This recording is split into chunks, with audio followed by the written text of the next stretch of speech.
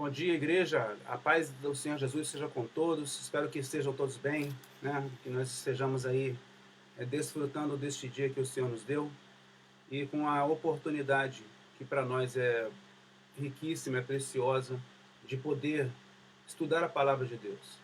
Nós temos essa chance que não nos é negada, que não nos é tolhida, apesar da nossa liberdade cerceada neste momento em função de critérios de saúde, de critérios de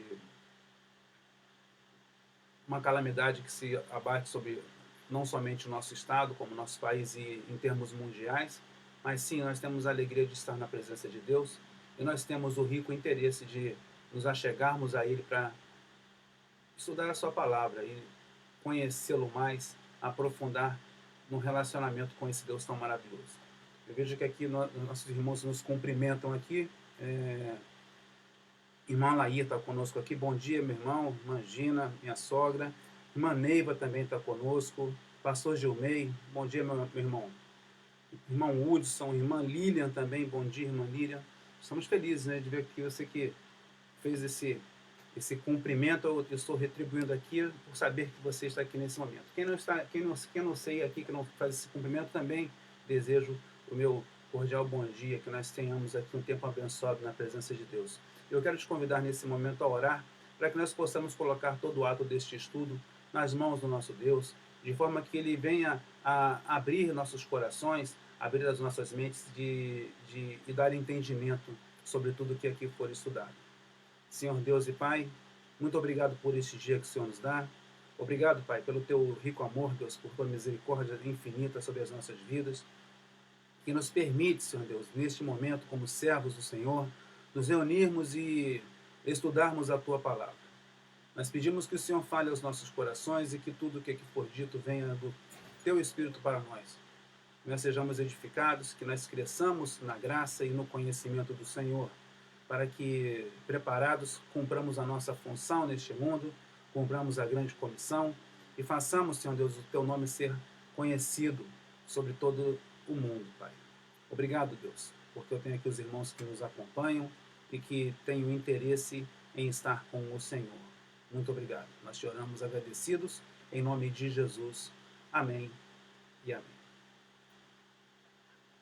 Irmão Fernando também se achega aqui. Irmão Fernando, bom dia. Irmão Fernando, que é meu amigo de seminário, né? Bom dia, meu irmão. Que nosso Deus esteja sobre as nossas vidas. Vamos estudar então o livro de Sofonias.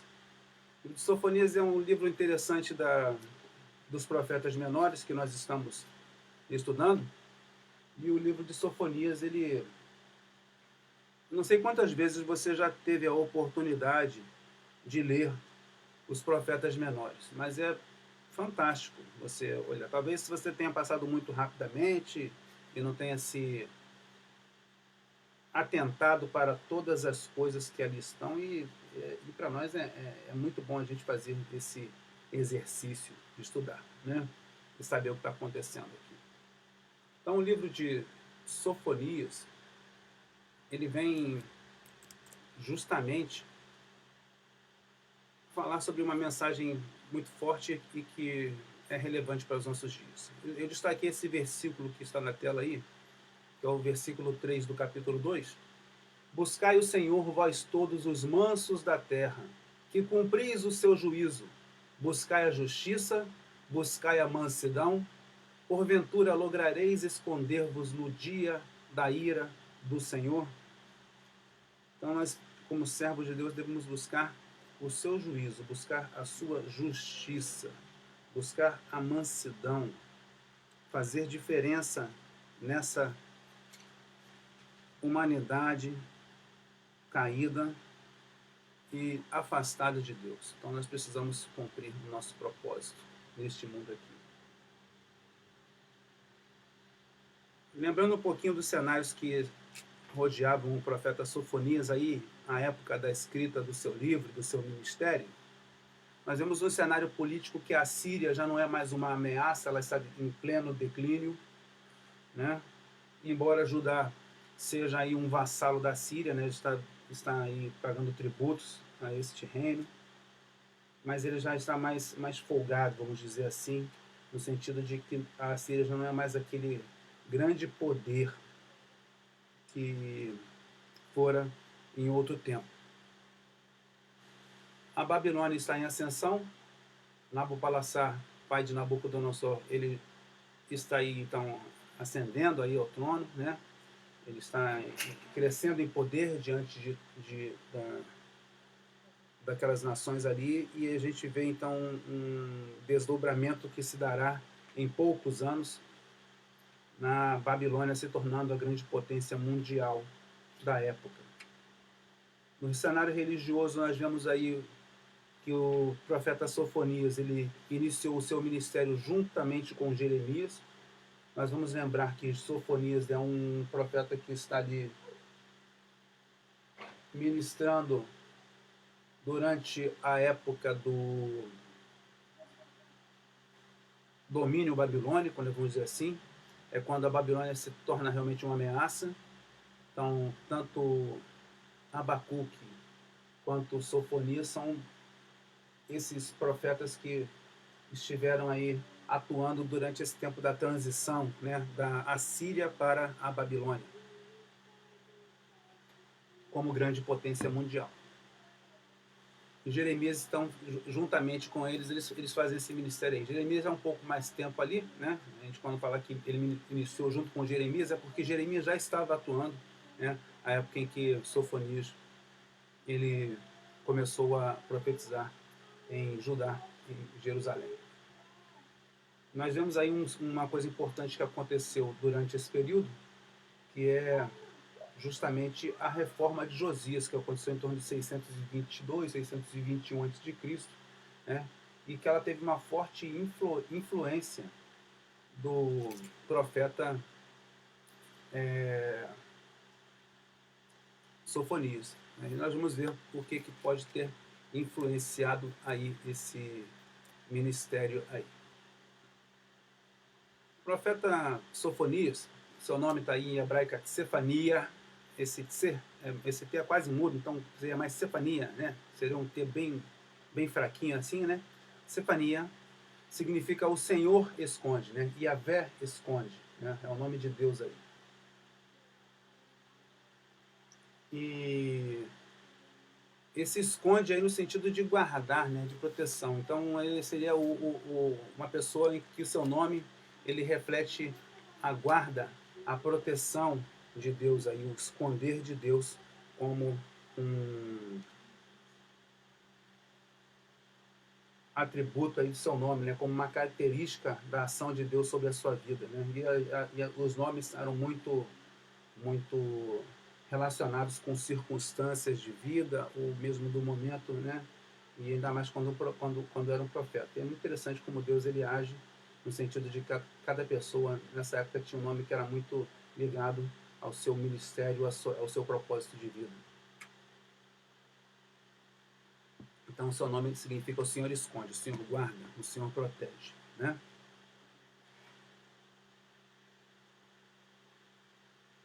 O irmão Fernando já conseguiu resolver o som, irmão Fernando? Vamos em frente.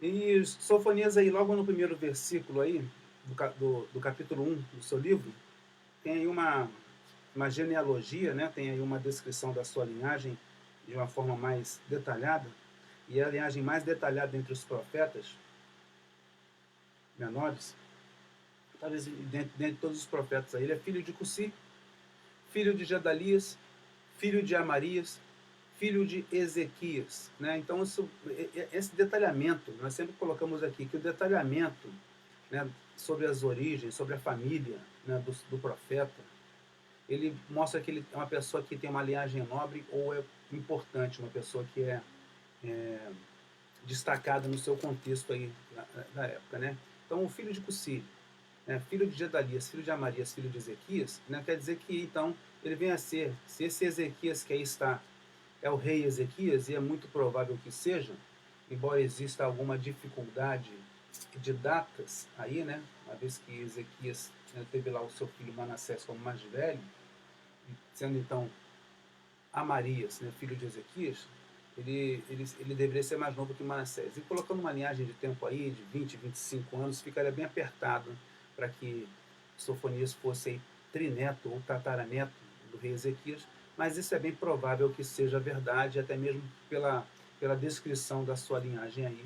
Então é importante que se coloque que é muito provável e é bem aceito por muitos comentaristas que Sofonias seja tataraneto, né, trineto do rei Ezequias. Então, alguma pessoa de origem, né, nobre, meio que parente do rei Josias, então, né, que demonstra aí que ele pode ter tido uma influência assim, bem positiva, uma proximidade do rei Ezequias e que fez com que essa reforma do rei Ezequias, que foi o avivamento ali que Israel passou, né, Judá passou naquela época, tenha tido uma influência exatamente depois dessa mensagem aqui do profeta Sofonias. Então ele era bom conhecedor de Jerusalém, a gente vê aqui que ele dá uma descrição da geografia, do cotidiano de Jerusalém. A gente vê aqui no capítulo 1, versículo 10 aqui, né, ele coloca aqui a porta do peixe, a cidade baixa, né, os outeiros, os matés, né, que era um lugar onde tinha um mercado ali, um mercado ali, os bancos da época ali. Então ele dá uma demonstração de que ele conhece bem Jerusalém, então ele vive em Jerusalém. E vem reforçar essa teoria de que ele de fato é um aparentado do rei Josias e tataraneto do rei Ezequias. O seu ministério ocorreu aí mais ou menos entre 640 e 630, alguns colocam até 625, e é interessante notar que isso deve ser mais ou menos a data provável da escrita do livro. O livro deve ter sido escrito antes de 621, 622, que foi quando houve a reforma do rei Josias. Então houve um avivamento, né, espiritual em Judá, e o livro não cita nada disso aqui, não cita essa reforma que foi tão relevante, tão importante para a época. Então, aceito que o livro é anterior a 625, né, onde ele foi escrito ali. Então, o seu ministério se deu mais ou menos entre 640 e 630. Aí. Então, o rei Josias é o soberano aí de Judá, que esteve cuidando aí, né, do reino, governando o reino. Aí. Fala um pouco da mensagem de Sofonias. A mensagem de Sofonias, ela é a palavra do Senhor, está aí no primeiro versículo do capítulo 1, palavra do Senhor que veio a Sofonias.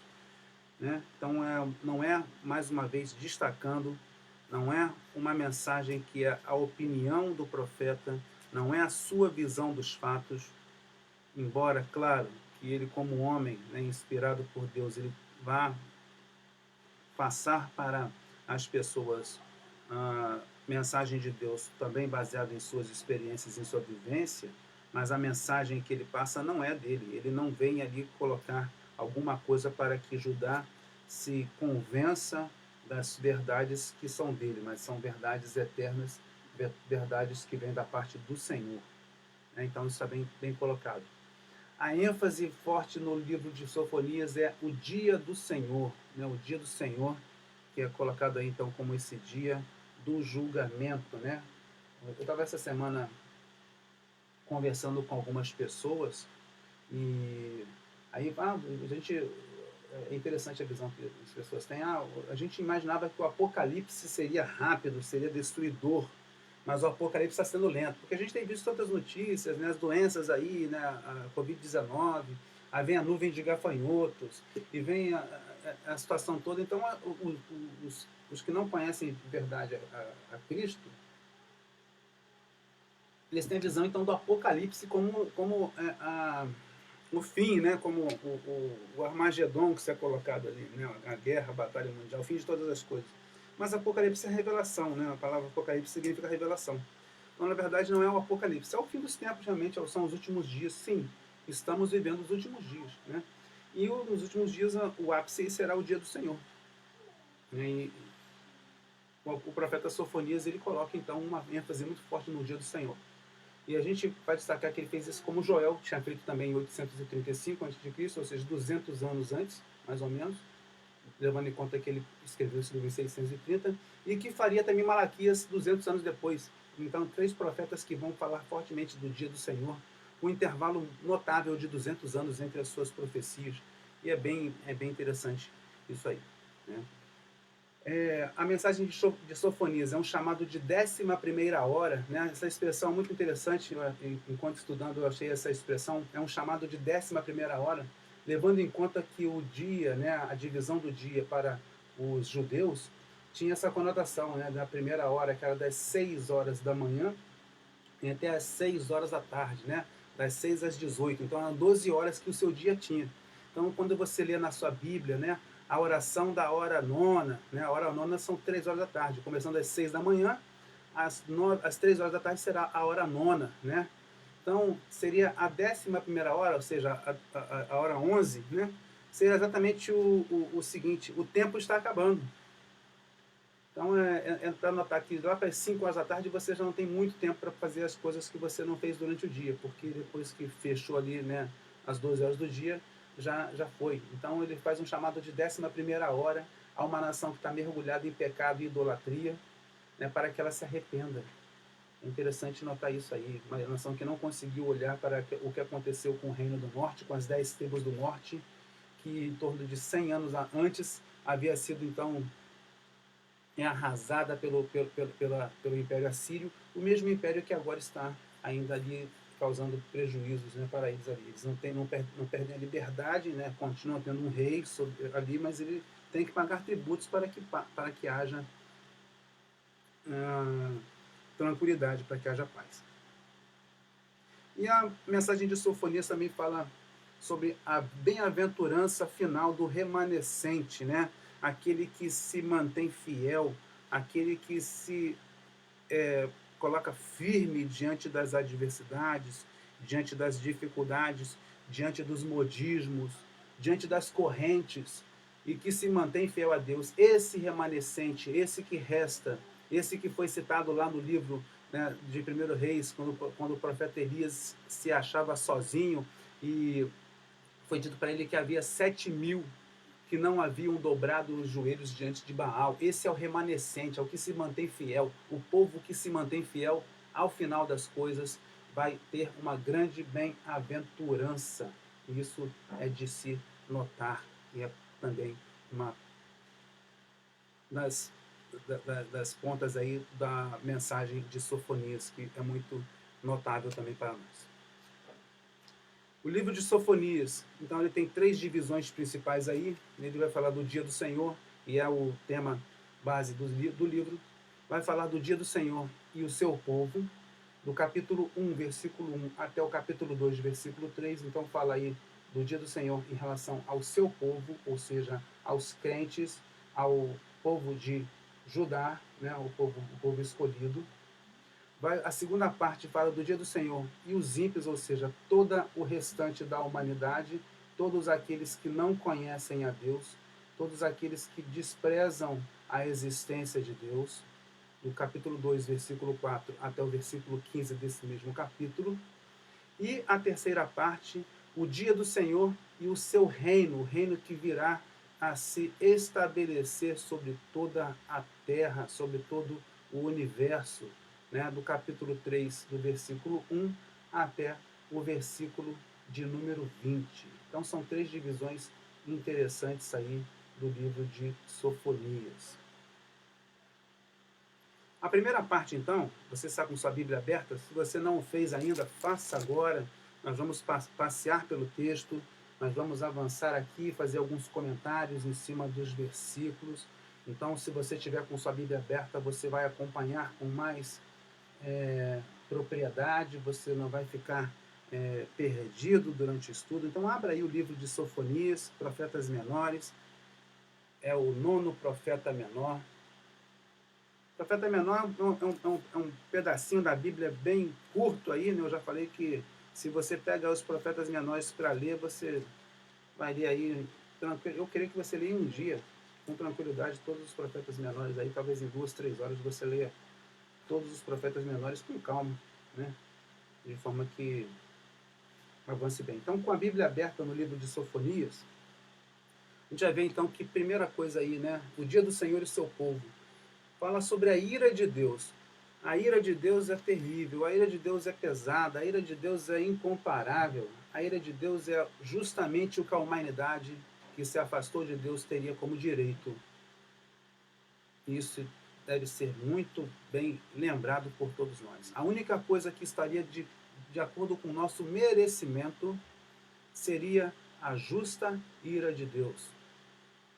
E nós não temos a ira de Deus recaindo sobre nós exatamente pela graça salvadora que foi dada em Cristo Jesus.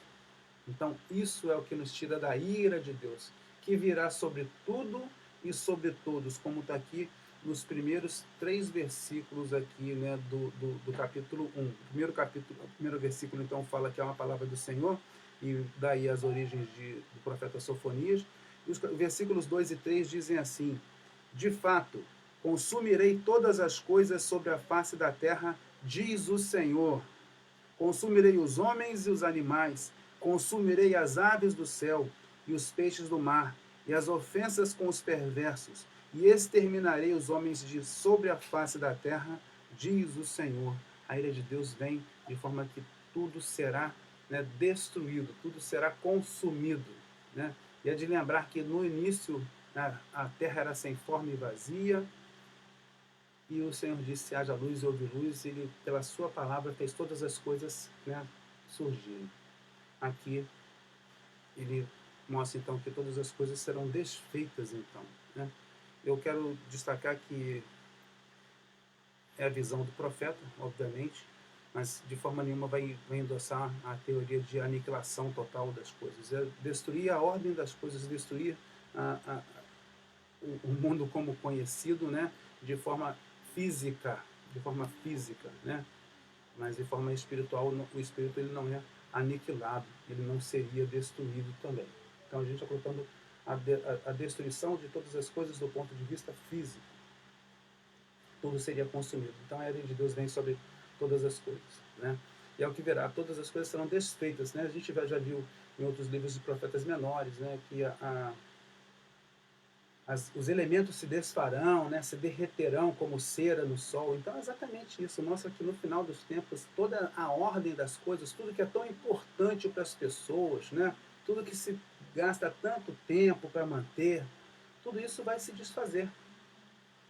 Quando chegar a plenitude dos tempos, tudo vai se desfazer aqui. E a palavra de Deus diz que haverá novos céus e nova terra. Então é exatamente uma verdade que nós precisamos atentar, né? Quando vir a ira de Deus, virá sobre todas as coisas no sentido de desmanchar o que tanta gente acha que é tão importante. Mostra em relação ao seu povo também que deveria haver, em função disso, uma purificação por conta da sua idolatria, dos versículos 4 até o versículo 9. Diz assim, ó: estenderei a mão contra Judá e contra todos os habitantes de Jerusalém. Exterminarei deste lugar o resto de Baal, o nome dos ministrantes dos ídolos e seus sacerdotes, os que sobre os eirados adoram os exércitos do céu, e os que adoram ao Senhor e juram por ele e também por Milcom, os que deixam de seguir ao Senhor e os que não buscam o Senhor nem perguntam por ele. Cala-te diante do Senhor Deus, porque o dia do Senhor está perto, pois o Senhor preparou o sacrifício e santificou os seus convidados. No dia do sacrifício do Senhor, hei de castigar os oficiais e os filhos do rei e todos os que trajam vestiduras estrangeiras. Castigarei também naquele dia todos aqueles que sobem o pedestal dos ídolos e enchem de violência e engano a casa dos seus senhores. Então, uma idolatria, né? O versículo 5 nos mostra um sincretismo religioso, que é dividir a atenção da sua adoração, do seu culto, entre Deus e outras divindades e outras coisas. Né? Versículo 5 fala aqui sobre os eirados, ou seja, sobre os telhados das casas. Eles adoram o exército do céu. Existia adoração ao sol, à lua, às estrelas, como deuses. E são tudo criação de Deus. Não se pode adorar nada que seja da criação de Deus. Somente Deus é digno de ser adorado. E as pessoas faziam uma divisão de adoração, então, com Deus. Adoravam a Deus, mas também ao sol, à lua, às estrelas. Diz aqui que também juram por ele e por Milcom. Milcom, um deus cananita. Então eles tinham também o sentido de adorar a outros deuses, dividir a glória de Deus com outros deuses. E o nosso Deus, ele não se dá a esse papel de dividir a sua glória com ninguém. E nós vemos hoje isso também muito se acontecer também no misticismo que tem se colocado dentro de igrejas, né? De igrejas e da igreja de Deus também muitas pessoas se colocam numa posição sincretista, numa posição misticista, onde elas misturam. O misticismo é misturar o culto a Deus com outros cultos, com outras vertentes de adoração. Isso aí é uma advertência que foi dada ao povo de Judá. Os versículos 10 a 13 fala que todas as classes de pecadores serão destruídas. Versículos 10 a 13. Né? Vamos ver aqui. Versículo 10. Naquele dia, diz o Senhor, far-se-á ouvir um grito desde a porta do peixe, e um uivo desde a cidade baixa, e grande lamento desde os outeiros. Uivai vós, moradores de Mactés, porque todo o povo de Canaã está arruinado, todos os que pesam prata são destruídos. Naquele tempo, esquadrinharei a Jerusalém com lanternas, e castigarei os homens que estão apegados à borra do vinho, e dizem no seu coração, o Senhor não faz bem e nem mal. Por isso, serão saqueados os seus bens, e assoladas as suas casas, e edificarão casas, mas não habitarão nelas. Plantarão vinhas, porém não lhes beberão o vinho. Desonestidade, violência, blasfêmia em relação a Deus. Né? Você vê aqui, a porta do peixe ali, então era mercado, né? Havia uma distribuição em Jerusalém. Na cidade baixa aqui, que o profeta Sofonias coloca aqui, é justamente onde os mais ricos construíam as suas mansões, e justamente à custa de desonestidade, porque eles retinham o salário dos mais pobres, não pagavam os salários, entendeu? E aí eles tinham dinheiro para construir mansões, para poder viver em opulência no meio daquele povo. A cidade baixa de Jerusalém era a parte nobre da cidade ali, onde havia mansões ali, né? Então, grande lamento desde os outeiros, uma violência aqui, ó. Os homens que estão apegados à borra do vinho, né? Todos os que dizem no seu coração, o Senhor não faz bem nem mal, blasfêmia, pessoas que acham que Deus está alheio aos problemas do mundo, pessoas que acham que Deus não liga para o que está acontecendo no meio da sua criação, no meio deste mundo, e que continuam pecando de uma forma deliberada por desprezar, por blasfemar de Deus. Isso acontece hoje muito. A gente está aí no 2020, nós não estamos vendo muita coisa diferente do que está acontecendo aqui no ano de 630, né, antes de Cristo. 7 séculos, né, no sétimo século antes de Cristo. Nós estamos no 21º depois de Cristo, 28 séculos, 2.800 anos, e nós vemos a mesma atitude, o mesmo comportamento ainda no nosso meio. Pessoas que oprimem os mais pobres, pessoas que são desonestas, a violência que vem, e isso vai se perpetuando na humanidade caída. Versículos 14 a 18 fala da terra consumida. Está perto o grande dia do Senhor. Veja bem, está perto o grande dia do Senhor. 700 anos antes de Cristo, está perto o grande dia do Senhor. 2000 anos depois de Cristo, está perto o dia do Senhor. Ah, pastor, mas isso aí, ó, já tem muito tempo, já tem 2.700 anos e nada aconteceu aqui ainda. Que perto é esse? Perto para Deus é... O que são 2.000, 3.000 anos para Deus? Diante da sua eternidade. Diante dos seus propósitos. Perto está o dia do Senhor. Então nós precisamos atentar para o que o profeta diz aqui no versículo 14. Está perto o grande dia do Senhor. Está perto e muito se apressa. Atenção! O dia do Senhor é amargo, e nele clama até o homem poderoso. Aquele dia é dia de indignação, dia de angústia e dia de alvoroço e desolação, dia de escuridade e negrume, dia de nuvens e densas trevas, dia de trombeta e de rebate contra as cidades fortes e contra as torres altas. Trarei angústia sobre os homens, e eles andarão como cegos, porque pecaram contra o Senhor, e o sangue deles se derramará como pó, e a sua carne será tirada como esterco. Nem a sua prata, nem o seu ouro os poderão livrar no dia da indignação do Senhor. Mas pelo fogo do seu zelo, a terra será consumida, porque certamente fará destruição total e repentina de todos os moradores da terra. Olha só como que vem se falar, o que está aqui nesses versículos aqui, falando exatamente do que iria acontecer em relação às coisas que estariam por acontecer muito brevemente ao exílio babilônico, e a gente está falando aí de coisas que aconteceriam e no máximo, vamos colocar aí 40 anos, 45 anos depois. Então é tempo muito curto, mas um tempo considerável para que as pessoas pudessem mudar de posição, mudar de atitude. E também fala dos últimos dias. Essa parte do livro de Sofonias, ela não é muito benquista, né? E não é muito gostosa de ler. É uma das partes que talvez as pessoas, quando leem, elas passam logo com pressa, porque não é agradável ler o que está escrito aqui. Não é agradável, não é bom de ler, incomoda, porque, inclusive colocando para esse povo aqui a sua expectativa em relação ao dia do Senhor seria um dia de glória, um dia de alegria, um dia de festa, mas o profeta Sofonias disse que não, que o dia do Senhor é amargo, e nele até o homem poderoso, aquele que tem poder econômico e financeiro, aquele que oprime as pessoas, ele irá clamar. Dia de indignação, angústia, alvoroço, desolação, escuridade e negrume. Densas trevas. Nada parecido com o que eles esperavam. Talvez a gente também esqueça que a palavra de Deus é eterna e que é o que está dito. O que virá no dia do Senhor. Claro que nesse dia, nós que estamos com Cristo Jesus, estamos resguardados pela sua graça e passaremos por isso tudo.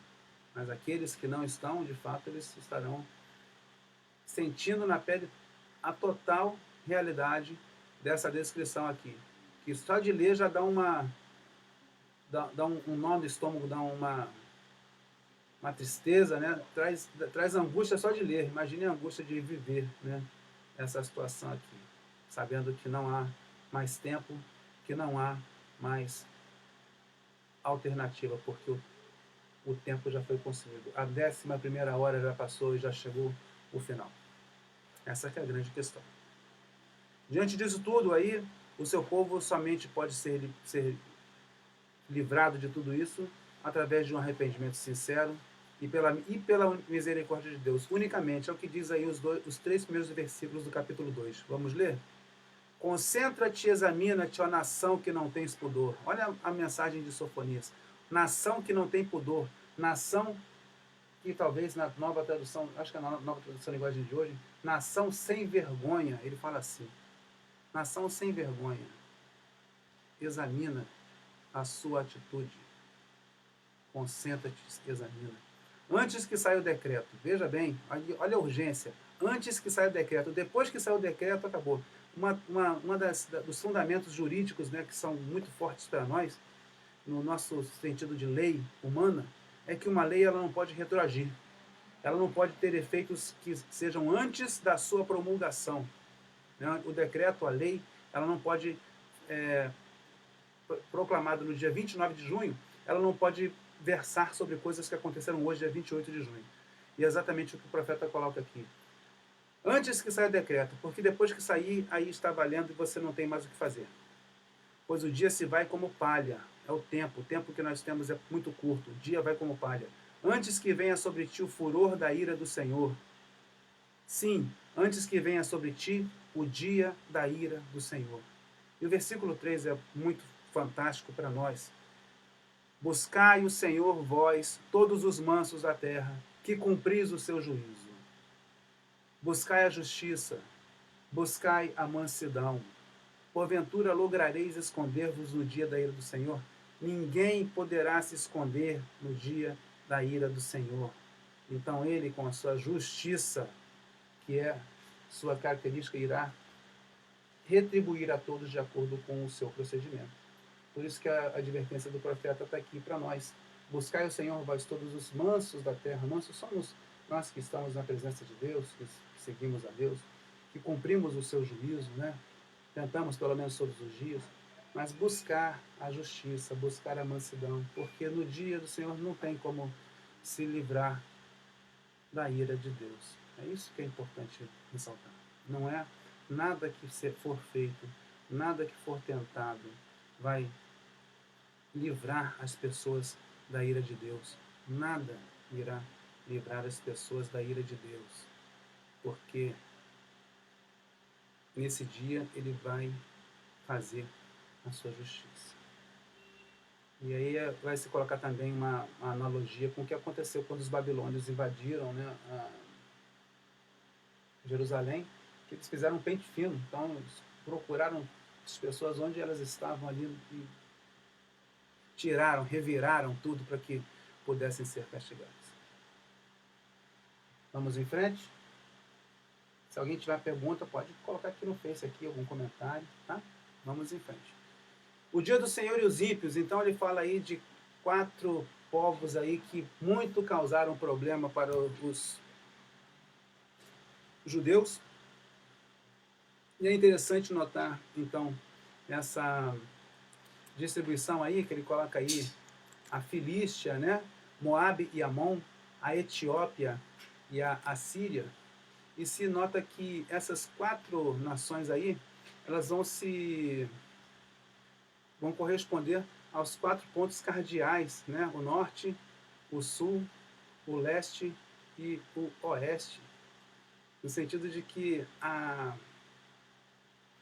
ação de Deus sobre as nações seria completa, seria sobre todas as nações.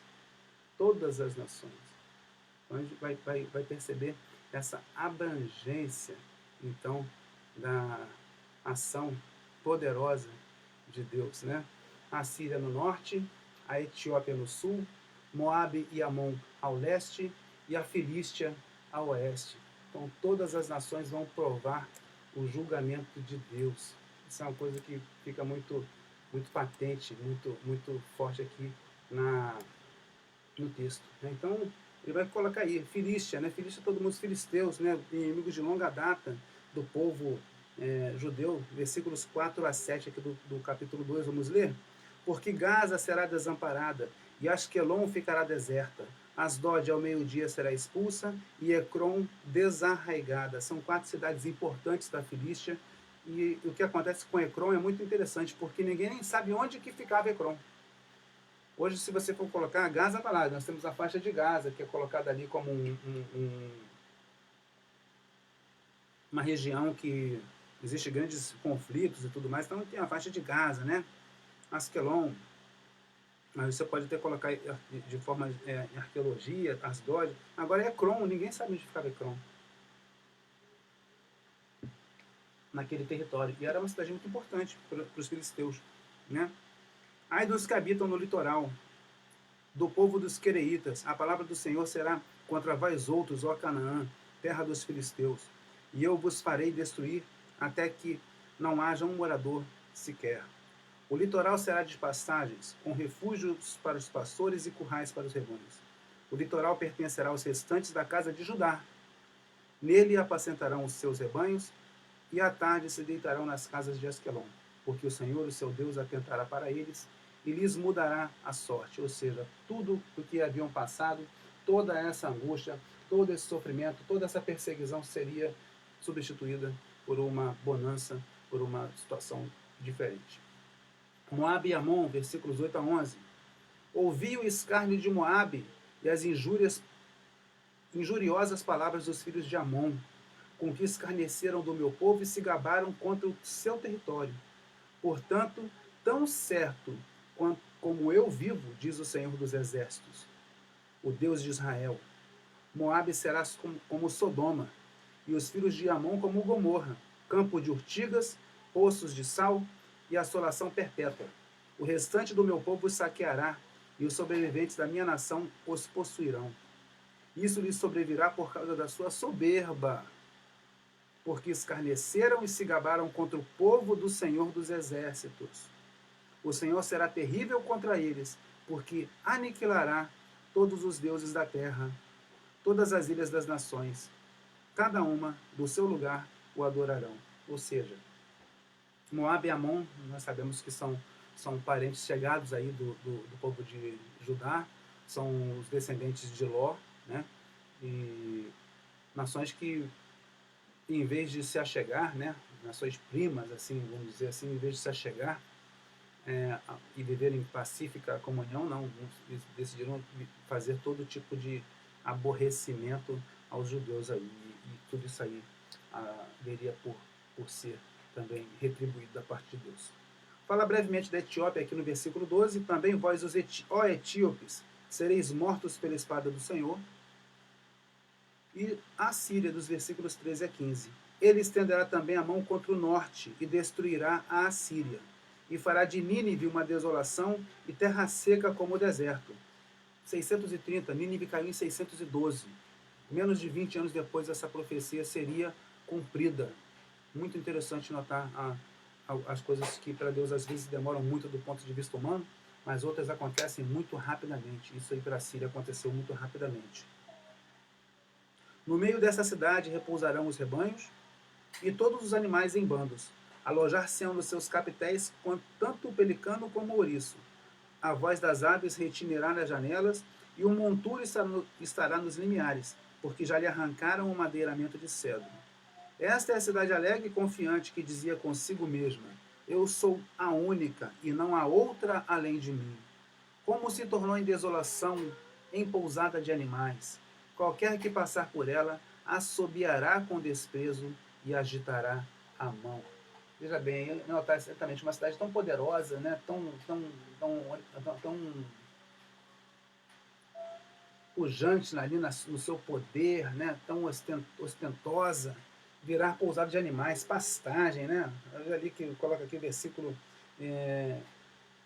de número 14, o monturo estará nos limiares, porque já lhe arrancaram o madeiramento de cedro, ou seja, desolação, os edifícios destruídos, né, pastagem, os animais servindo ali naquela cidade, onde todos os homens orgulhosamente diziam que ela é uma cidade poderosa. Então, todas as nações julgadas por escarnecerem do povo de Deus. Hoje, como está isso? Nós que somos crentes em Cristo Jesus, estamos aí também passando por muitas tribulações. Muitas pessoas que estão zombando dos crentes aí. Uma perseguição que se torna cada vez mais notória. Até mesmo porque muitas pessoas estão vivendo aí o seu sincretismo, né? Servindo a Deus e servindo a outros interesses, servindo a homens, servindo a poderes. Então, existe aí uma grande dificuldade. E esse livro de Sofonias, ele vem se mostrar muito atual para nós. E a terceira e última parte aqui do livro de Sofonias fala do dia do Senhor, o seu reino, o reino vindouro, o reino messiânico, o reino que se fará, então, visto por todas as pessoas. Ele inicia o capítulo 3 com uma advertência muito grave aí, né? Embora o capítulo 2 ali ele tenha dedicado mais a falar dos pecados das outras nações, o profeta Sofonias já volta para o capítulo 3 e já volta para Jerusalém, né? Justamente por conta da sua rejeição à palavra de Deus. Aqui no capítulo 3, versículos 1 a 7, diz assim: ai da cidade opressora, da rebelde e manchada. Não atende a ninguém, não aceita disciplina, não confia no Senhor, nem se aproxima do seu Deus. Os seus príncipes são leões rugidores no meio dela, e os seus juízes são lobos do cair da noite, que não deixam ossos para serem roídos no dia seguinte. Os seus profetas são levianos, homens pérfidos. Os seus sacerdotes profanam o santuário e violam a lei. O Senhor é justo no meio dela, e ele não comete iniquidade.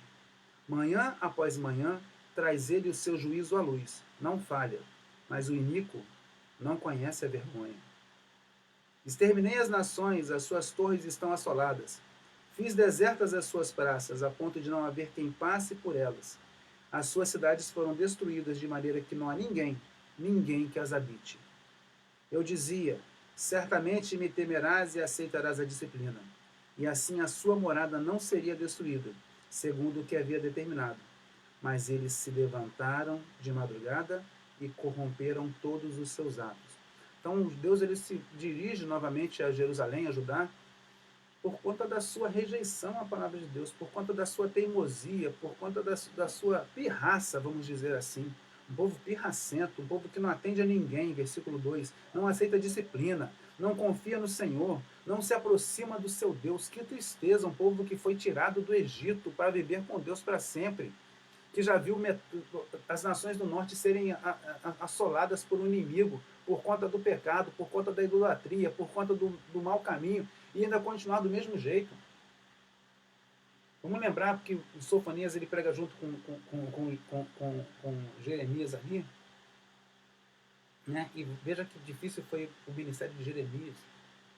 Talvez Sofonias, por ter uma origem mais nobre, não tenha sofrido tanto quanto Jeremias. Jeremias não. Jeremias foi preso, foi espancado. Sofonias a gente não tem esse relato aqui. Mas é exatamente o que acontece aqui. A desigualdade social. Príncipes são leões rugidores no meio dela. Príncipes são os principais, são as pessoas que têm poder. Né? Juízes são lobos do cair da noite que não deixam os ossos para serem roídos no dia seguinte. Juízes que querem saber dos seus próprios interesses, juízes que vendem sentenças, juízes que consomem a justiça.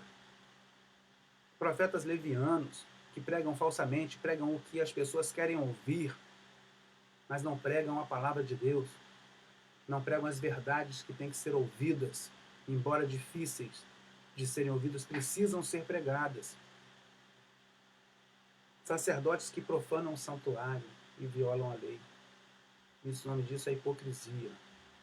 Pessoas que estão ali violando a lei, mas cobrando dos outros. Cobrando dos outros o que elas mesmas não estão fazendo. Mas o Senhor é justo no meio dela. O Senhor está no meio da ação e está vendo tudo. Ele não comete iniquidade. E a cada dia ele traz o seu juízo à luz. Não falha. A cada dia Deus ele dá uma nova oportunidade. A cada dia Deus mostra que o levantar de cada manhã, o sol se levantando a cada manhã, mostra o tempo está passando. O tempo está passando. Mude de atitude hoje. Mude de atitude hoje. Mas não se conhece a vergonha. Né? O injusto, o iníquo não conhece a vergonha. Ele acha que está tudo bem. Estou vivendo a minha vida do jeito que eu quero e é assim que eu vou continuar. É o jeito que eu quero viver. Desse jeito aqui. Tá bom para mim. Embora o exemplo seja dado aqui. Exterminei as nações, fiz as tuas coisas. O profeta fala no passado de coisas que ainda iriam acontecer. Isso é interessante, né? Ver as pessoas, talvez quando você leia, assim, está falando que já exterminou, mas a verdade vai exterminar ainda. Então o profeta está falando no passado de coisas que iriam acontecer ainda no futuro. Porque ele coloca assim o pensamento, olha o profeta colocando humanamente, né?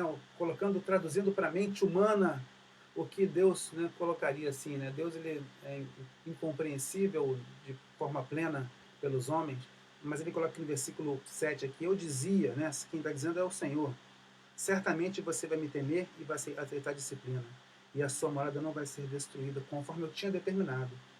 Talvez se você visse as coisas que estão acontecendo à volta, se você vê que aqueles que estão pecando contra mim, eles estão sendo destruídos, estão recebendo uma retribuição de acordo com as suas atitudes, você vai mudar o seu comportamento. Aí eu vou lembrar, né, do que minha mãe sempre falava comigo, né, das coisas que coloca assim, né, olha, volta assim, ó, a gente sempre fala assim, mas fulano faz, mãe. Mas ela fala, você não é filho de fulano. Deus está falando, você não é filho de outro, vocês são o meu povo, vocês não são o povo daquelas nações. Vocês não têm que fazer as mesmas coisas. Na hora que tiver a correção, quem vai dar sou eu, não vai ser os deuses dele, porque os deuses dele não existem. Então é olhar para que aquele povo ele se volte para Deus. Deus ele só quer isso, que o seu povo se volte para ele. Mas Deus dá liberdade para as pessoas cumprirem, né, os seus propósitos e escolherem seus caminhos. Aí. Então elas têm essa liberdade. Versículos 8 e 9 falam de todas as outras nações também, o seu reino também cobrindo todas as nações. Versículo 8 fala do julgamento. Esperai-me, pois, a mim, diz o Senhor, no dia em que eu me levantar para o despojo, no dia em que eu me levantar para o despojo, ou seja, no dia que eu vir como um guerreiro para despojar todas essas cidades, porque a minha resolução é ajuntar as nações e congregar os reinos, para fazer sobre eles cair a minha maldição e todo o furor da minha ira, pois toda esta terra será devorada pelo fogo do meu zelo. O julgamento vem, o reino de Deus vem para trazer justiça. Justiça é retidão, justiça é o que Deus determina, porque Ele é justo. Então a nossa justiça é uma justiça muito torta, muito imperfeita. Mas a justiça de Deus não. A justiça de Deus ela é reta e ela é incomparável. E o que Deus quer é juntar todas as pessoas, fazer com que todos os povos eles se voltem para Ele. Como Ele disse para Abraão, em ti serão benditas todas as nações da terra. Não foi essa promessa que Deus fez para Abraão? Em ti serão benditas todas as nações da terra. Coloca o versículo 9. Então darei lábios puros aos povos, para que todos invoquem o nome do Senhor e o sirvam de comum acordo. Olha aí, servir a Deus de comum acordo com lábios puros. Conversão, arrependimento, ajuntamento. Não é uma bênção que está restrita aos judeus, mas é para todas as pessoas da terra. Todas as pessoas da terra. Irmão Hudson coloca aqui também, né? Não, a gente não está muito longe dessa realidade, né, irmão? É verdade, nós não estamos longe disso, não. Aqui, é impressionante. Ler a Bíblia é se impressionar cada vez mais com o poder do nosso Deus. A gente, cada dia, tem essa oportunidade. Versículos 10 a 13 fala do remanescente, então, restaurado, né? Diz assim, versículo 10: Da além dos rios da Etiópia, os meus adoradores, que constituem a filha da minha dispersão, me trarão sacrifícios. Naquele dia não te envergonharás de nenhuma das tuas obras, com os que te rebelaste contra mim. Então tirarei do meio de ti os que exultam na sua soberba, e tu nunca mais te ensoberbecerás no meu santo monte. Mas deixarei no meio de ti um povo modesto e humilde, que confia em o nome do Senhor. Os restantes de Israel não cometerão iniquidade, nem proferirão mentira, e na sua boca não se achará língua mentirosa. Língua enganosa. Porque serão apacentados, deitar-se-ão, e não haverá quem os espante. Ou seja, um rebanho tranquilo, um rebanho ajuntado, um rebanho restaurado, um rebanho purificado, um rebanho santificado por Deus. Esse é o remanescente de Deus. As pessoas que são fiéis a Deus serão aqui ajuntadas como um rebanho, estarão debaixo da mão de Deus, restaurado ao seu favor, restaurado na sua graça, na sua misericórdia.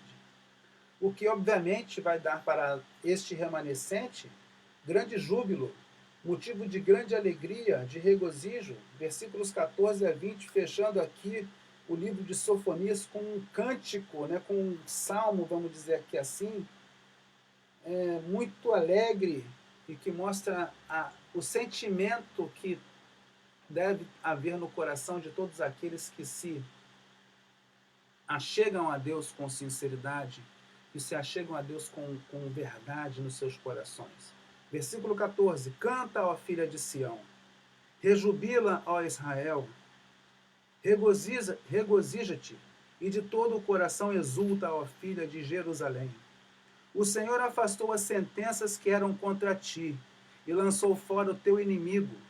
O rei de Israel, o Senhor, está no meio de ti, e tu já não verás mal algum. Naquele dia se dirá a Jerusalém: não temas, ó Sião, não se afrouxem os teus braços. O Senhor teu Deus está no meio de ti, poderoso para salvar-te, e ele se deleitará em ti com alegria, renovar-te-á no seu amor, regozijar-se-á em ti com júbilo. Grande festa quando o rei estiver presente entre o seu povo. o seu reino, com ele presente, é de alegria, é de festa, é de júbilo. Esse é o reino que vem quando o Senhor estiver no meio do seu remanescente fiel. Versículo 18. Os que estão entristecidos por se acharem afastados das festas solenes, eu os congregarei, estes que são de ti e sobre os quais pesam opróbrios. Eis que naquele tempo procederei contra todos os que te afligem. Salvarei os que cocheiam e recolherei os que foram expulsos. E farei deles um louvor e um nome em toda a terra em que sofrerem ignomínia. Naquele tempo eu vos farei voltar e vos recolherei. Certamente farei de vós um nome e um louvor entre todos os povos da terra, quando eu vos mudar a sorte diante dos vossos olhos, diz o Senhor. Aleluia. Restauração total para o seu povo. Uma restauração que vem mostrar tanto o retorno de um exílio, tanto a libertação que vem com o rei presente no meio do seu povo, e aí a gente pode ter alguns traços aí do ministério terreno de Jesus, né? Vai salvar os que cocheiam, né? Recolher os expulsos ali, né? O Jesus ele vem para buscar o que se havia perdido, vem para juntar e para pregar no meio daqueles que eram rejeitados pelas pessoas, pelas grandezas religiosas da época. E obviamente que vem também mostrar o fim dos tempos, né? Os últimos dias, o reino estabelecido com o seu povo. E somente o povo de Deus estará com ele em seu reino durante toda a eternidade. Não haverá intrusos, não haverá discórdia, não haverá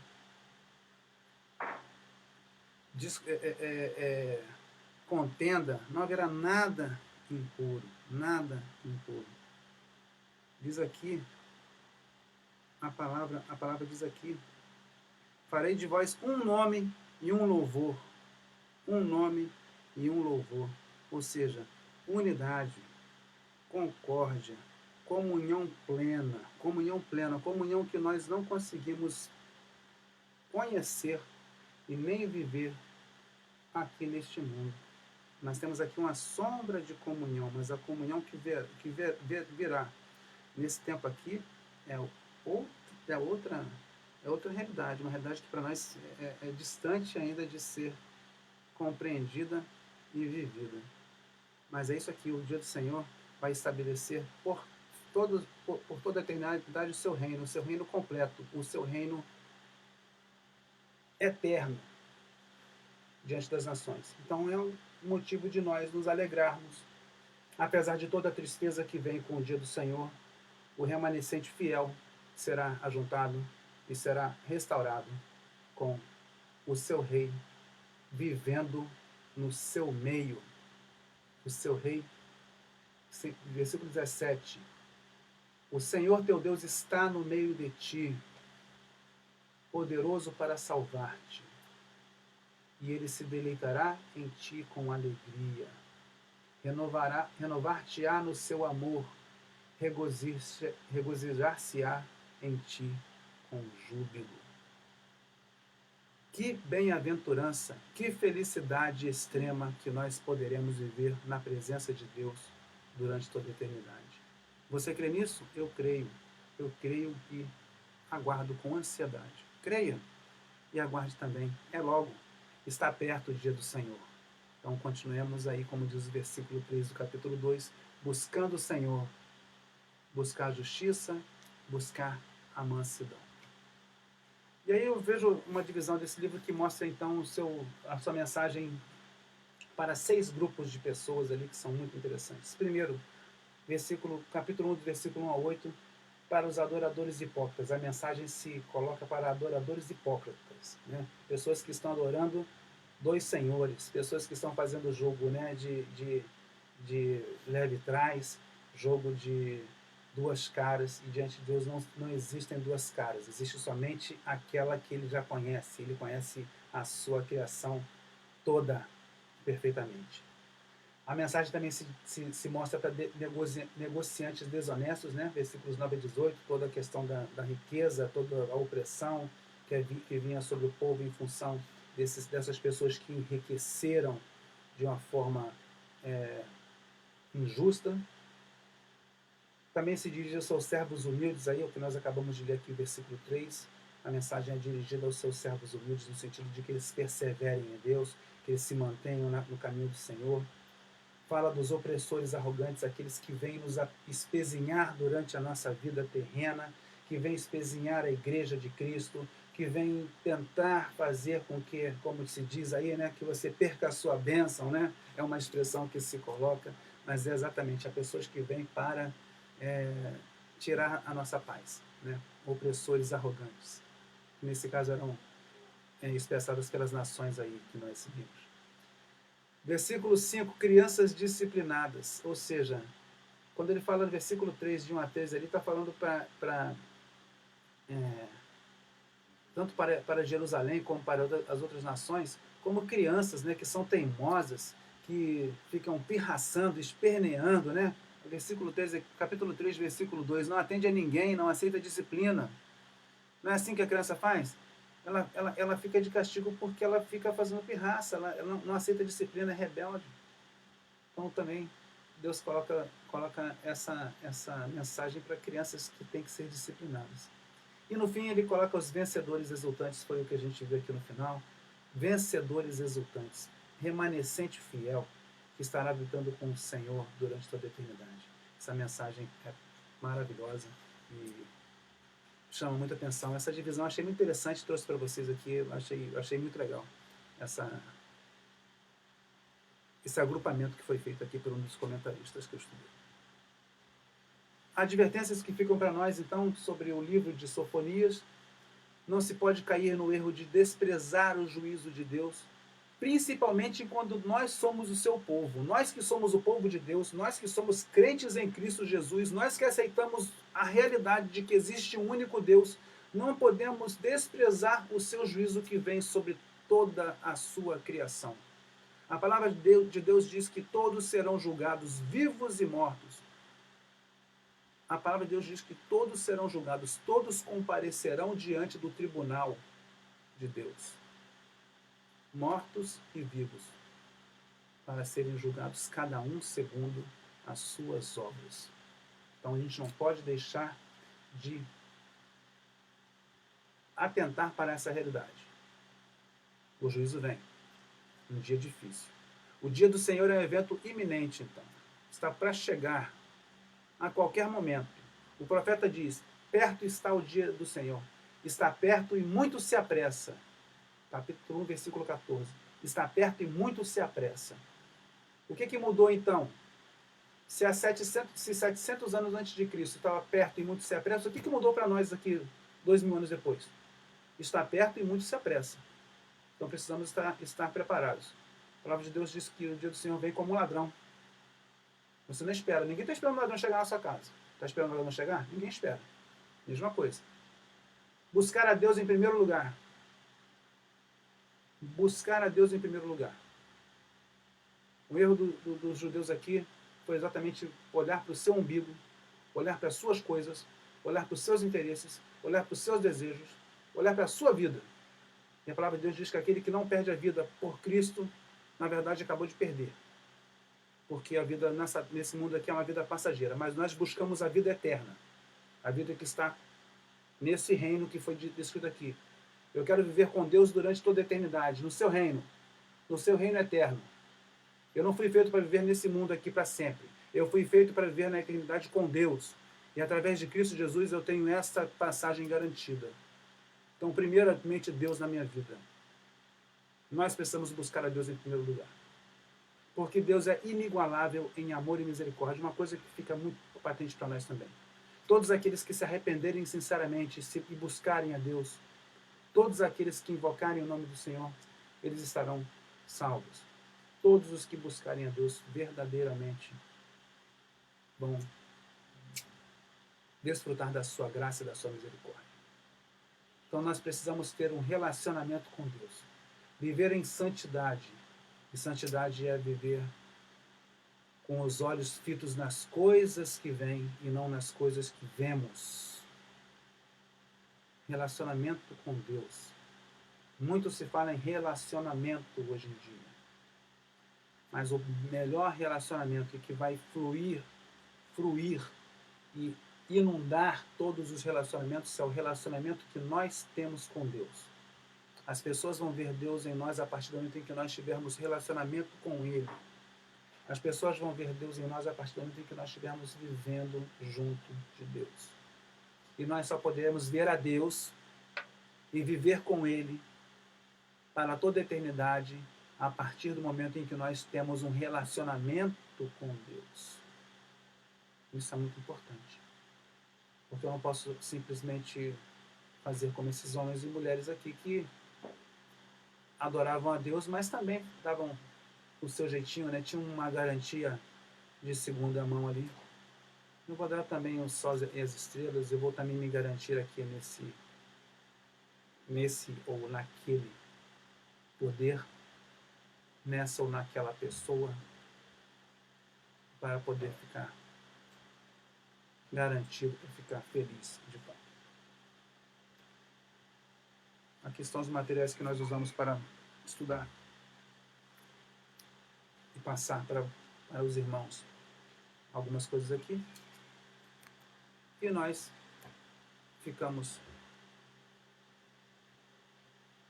felizes de poder concluir o estudo do profeta Sofonias. Estamos chegando ao final dos profetas menores. Nós vamos agora para os 3 profetas que pregaram ali, que profetizaram depois do retorno do exílio. Aqui, então, com Sofonias, nós fechamos aqui os profetas que foram atuantes antes do exílio babilônico. Então, antes do povo ser deportado para a Babilônia, foram esses os profetas que nós estudamos até hoje. E na próxima semana, nós iniciaremos os 3 que foram atuantes após o retorno do exílio, antes do advento do nosso Salvador neste mundo. Espero que você tenha sido abençoado como eu fui ao estudar, ao buscar.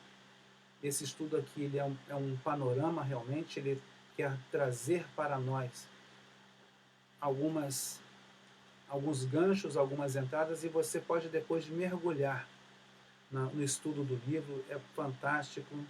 Os profetas menores, de fato, eles trazem para nós muita coisa que é atual. O irmão Hudson colocou realidade que é muito patente, muito parecida com o que nós vivemos hoje. Impressionante. Impressionante. Só mostra realmente que a natureza humana, ela não muda, ela precisa de Cristo para mudar. A natureza humana por si só nunca vai mudar. O coração do homem por si só nunca vai mudar. Nós precisamos da realidade de Deus em nossas vidas. Espero que você tenha um dia abençoado e feliz na presença do nosso Deus. Estaremos à noite às 19h30 e para mais uma vez prestarmos um culto ao nosso Deus, a esse Deus que nós tanto amamos e que temos alegria em servir, né? Temos o privilégio de servir. Eu convido você a fechar seus olhos e orar comigo neste momento, para que nós possamos encerrar esse estudo do profeta Sofonias. Nosso Deus e Pai, muito obrigado pela oportunidade que tivemos aqui, de poder nos debruçar sobre a palavra que foi entregue ao teu servo Sofonias ali, quase 700 anos antes da vinda do Salvador a este mundo. Muito obrigado, Deus, porque é uma palavra que é rica, é atual e é impactante para nós. Que nós possamos tirar o melhor proveito do que nós estudamos aqui. Que nós possamos viver, de fato, na Tua presença, Deus, com o louvor, a glória e a honra que o Senhor e somente o Senhor merece. Cuida de nós, Pai. Cuida de nós para que nós sejamos atentos e observadores a todos os exemplos que nos são dados, a todas as palavras que vêm para nos abençoar rica e abundantemente. Ser com cada pessoa que está aqui neste momento e que pôde acompanhar esse estudo. Abençoa cada lar. É o que nós pedimos e agradecemos em nome de Jesus. Amém e amém. Tenham todos um ótimo dia na presença de Deus. Até a noite, se o Senhor assim desejar.